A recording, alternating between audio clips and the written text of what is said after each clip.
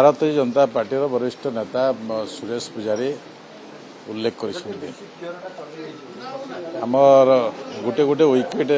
ବିଜୁ ଜନତା ଦଳର ପତନ ହେବା ପାଇଁ ଯାଉଛି ବହୁତ ଶକ୍ତିଶାଳୀ ହେବ। ଆମେ ଜଗତସିଂହପୁର ଜିଲ୍ଲାର ଆମ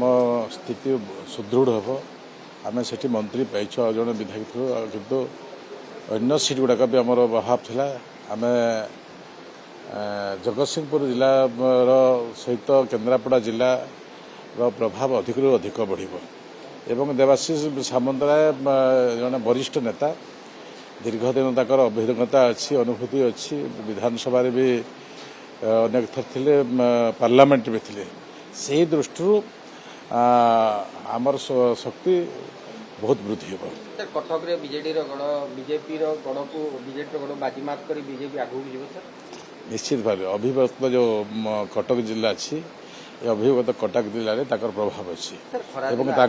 सहित बहुत युवक जोड़ी ही रखिंट संगठन दृष्टि भी विशेष अभिज्ञता अच्छी तो सी दृष्टि आम आग को बहुत आग को आम बढ़ी पार सर खरादिन आसला पंचायत विभाग